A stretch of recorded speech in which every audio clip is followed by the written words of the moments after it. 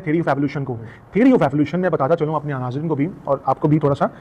Theory of evolution ये नहीं है कि हम एक चिंपैंजी से इवॉल्व हुए हैं। मिसाल के तौर पर आप एक खड़े हैं जीरो पर, जीरो एक कॉमन एंसेस्टर है, यानी कॉमन एंसेस्टर से मुराद ये है जैसे जमीन पार्ट थी सूरज का, सूरज किसी और का पार्ट था और सारे के सारे एक ही नुक्ता एक आयाम पर मौजूद थे जिसको बिग बैंग कहते हैं। बिग बैंग के बाद दुनिया जो है वो एग्जिस्ट के अंदर आती है।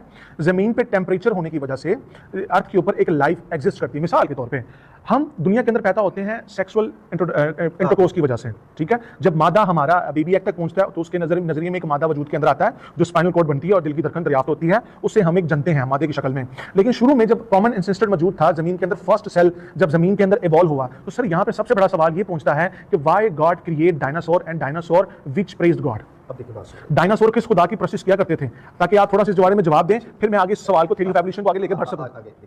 जो थ्योरी ऑफ एवोल्यूशन है उसमें जब हम देखते हैं तो हम कहते हैं जी अमोनिया था पहले नंबर, जी जी, नाइट्रेट्स थे, जी गैसेस थी। हाँ। और सर इससे जरूरी नहीं थी कि ये नाइट्रो थी, था। उससे पहले भी कई गैसेस मौजूद थी जो खत्म हो चुकी हैं अभी। पानी था जिसके अंदर ये नाइट्रेट्स थे, ये आपस में बहुत ज्यादा टेंपरेचर की वजह से जुड़े, उसके बाद एक मादा सेल, फर्स्ट सेल आ गया। आप समझ गए? Virus type cell. जी जी जी जी, आप समझ गए, आप पहुंच गए सर।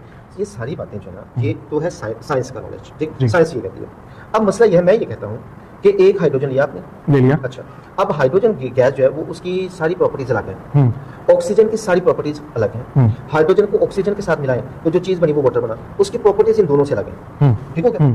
अच्छा, अब कोई ये कहेगा कि हाइड्रोजन तो गैस है, ऑक्सीजन भी गैस है, लेकिन दोनों के मिक्सचर से एक लिक्विड बन गया, मादा बन गया, वो तो पानी है। दैट्स गुड तो थिंग। भाई ये दोनों गैसेस थी तो ये पानी कैसे बन गया, है ना? अच्छा, ओके, गुड आंसर। ठीक, आप ये देखें कि अगर आपके पास इंसान है वो तो मटी है, तो चमड़ा कैसे बन गया? सर मैं आपको इसका भी जवाब देता हूँ। सर इसका जवाब ये बनता है कि जब दो गैसेस, देखें इसको बोलते हैं वेपोरेशन सिस्टम। वेपोरेशन, जैसे आप एक स्टील के बोल के अंदर पानी रखते हैं, पानी को 100 सेल्सियस तक उबालते हैं, उबालने के बाद वो ट्रांसफॉर्म होता है। मिसाल के तौर पर जब लिक्विड दोबारा कन्वर्ट होता है गैसेस के अंदर और वेपोरेट होने से, ठीक है, वो एवेपोरेट होता है, लिक्विड वेपोरेट होता है। वेपोरेट होने के बाद हाइड्रोजन और ऑक्सीजन के जो एटम हैं वो टूटते हैं, टूटने के बाद वो गैसेस की शक्ल में आते हैं, जो स्काई बनता है, जो एवेपोरेशन के सिलसिले में आते हैं। प्लीज यहीं पर चाहिए, मैंने बीएससी केमिस्ट्री में की है, ठीक हो।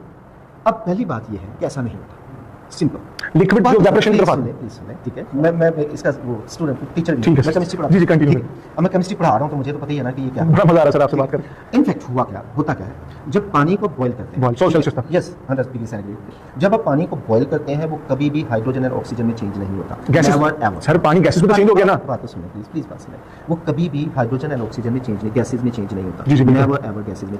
ठीक, इसका मतलब है पहले हमें इस बात को समझने की जरूरत है, पानी में ही चेंज होता है, ठीक।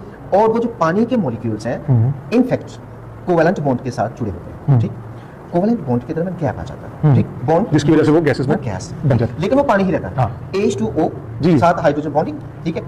अब वो उसी तरह से रहता है